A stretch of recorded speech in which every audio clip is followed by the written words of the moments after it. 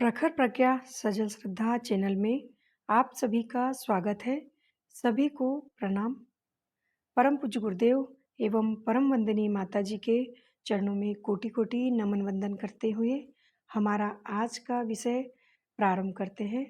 हमारा आज का विषय है एक प्रेतात्मा के साथ संवाद।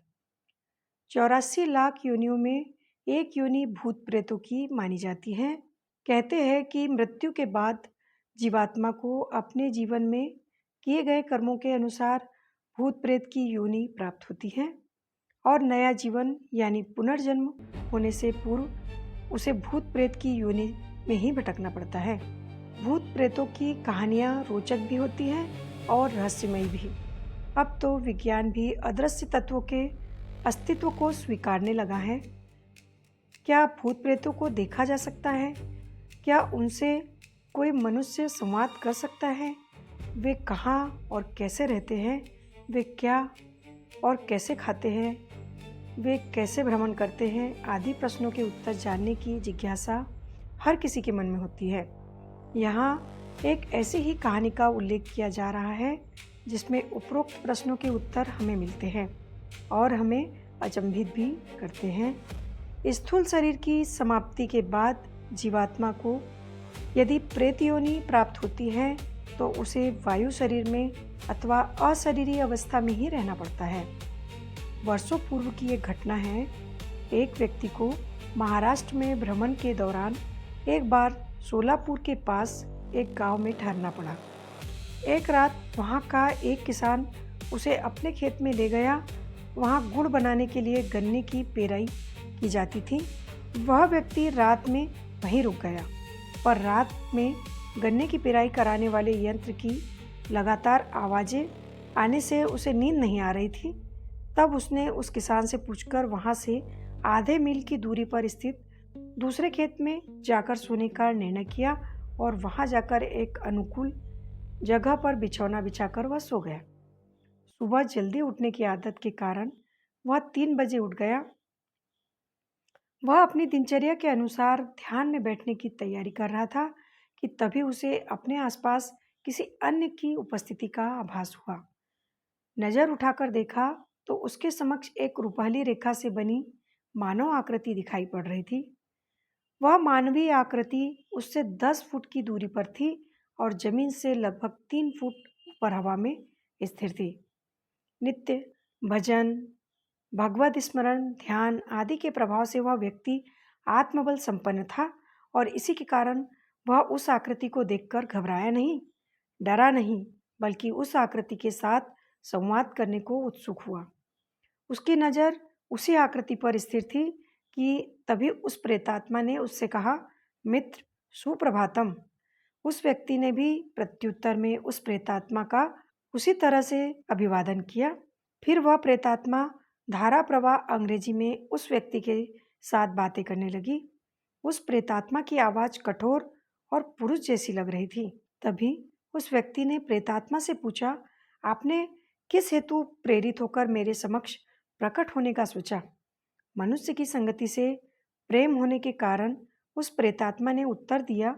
उस व्यक्ति ने पुनः पूछा, पर क्या आप मुझे बताएंगे कि पुनर्जन्म में आप कौन थे और आप प्रेत योनि में कब से पड़े हुए हैं? प्रेतात्मा ने उत्तर दिया, हाँ, क्यों नहीं। मैं यहीं नज़दीक के शहर में एक सुंदर होटल चलाया करता था।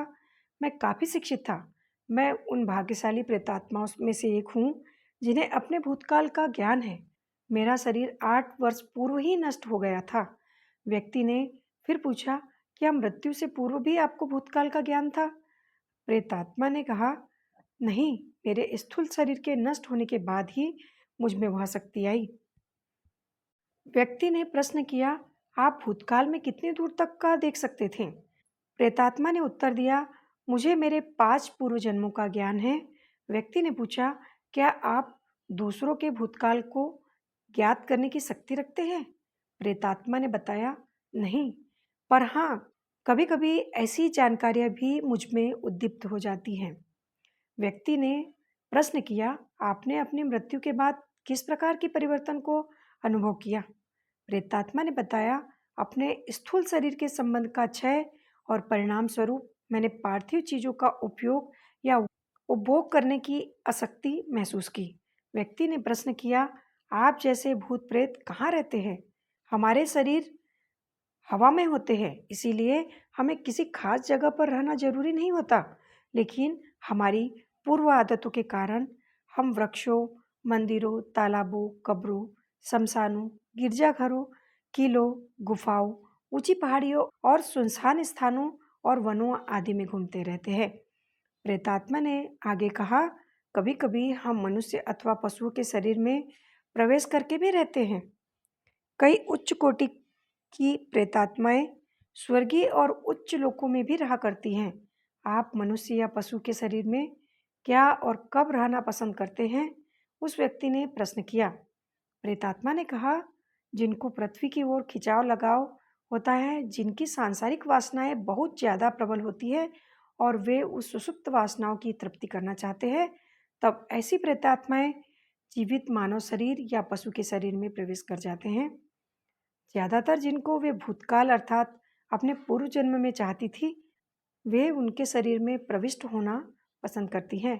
प्रेतात्मा ने आगे कहा, अगर मानव अथवा पशु पहले से बिल्कुल अलग तरीके से बर्ताव करने लगे तो आप यह समझ लो कि किसी प्रेतात्मा ने उसके शरीर पर कब्जा कर लिया है और पूर्व जन्म में जो जीव उसमें रहता था उस जीव को उसने भगा दिया है। पर क्या सभी प्रेतात्माएं आकाश में और उच्च ग्रहों पर स्वेच्छापूर्वक भ्रमण करने की शक्ति रखती हैं? उस व्यक्ति ने पूछा। प्रेतात्मा ने कहना जारी रखा, जिन्हें इस पृथ्वी पर फिर से जन्म लेना पड़ता है, ऐसी प्रेतात्माएं पृथ्वी की एक खास हद के उस पार के ऊर्ध्वगामी प्रदेशों में गति विहार नहीं कर सकती। जो प्रेतात्माएं इस भौतिक जगत से छूटकर स्वर्गलोक में जाने के लिए बनी होती हैं, वे उस विशाल आकाश में और दूर दूर के लोकों में भ्रमण कर सकती हैं। हाँ, कभी कभी वे पृथ्वी के उच्च कोटि के व्यक्तियों के साथ संपर्क साधने के लिए नीचे उतर आती हैं। व्यक्ति ने प्रश्न किया, क्या प्रेतात्माएं मनुष्य को मदद करने की, बीमारी से मुक्त करने की या उनको परेशान करने की शक्ति धारण करती हैं? प्रेतात्मा ने कहा, हाँ, अवश्य।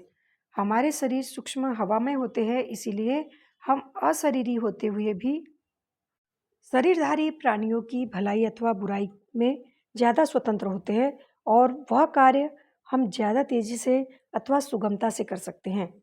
यह बात मनुष्यों की दुनिया में जैसी होती है वैसी ही हमारी दुनिया में भी होती है। सात्विक प्रकृति की प्रेतात्मा कभी भी किसी को परेशान नहीं करती। प्रेतात्मा ने आगे कहा, वे दूसरों की मदद करने में रुचि रखती हैं।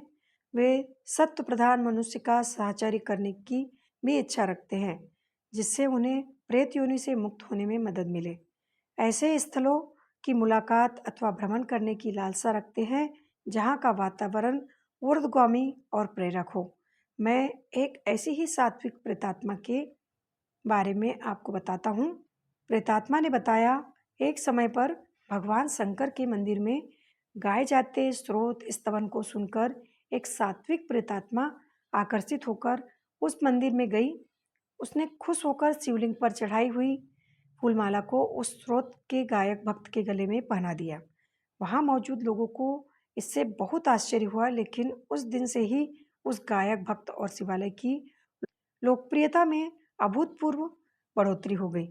इस प्रकार उस व्यक्ति और प्रेतात्मा के बीच घंटों संवाद होता रहा। उस व्यक्ति ने अन्य कई प्रश्न किए और उस प्रेतात्मा ने उसके उत्तर दिए। फिर वह प्रेतात्मा अदृश्य हो गई। सचमुच विचित्र है अदृश्य सत्ताओं की दुनिया।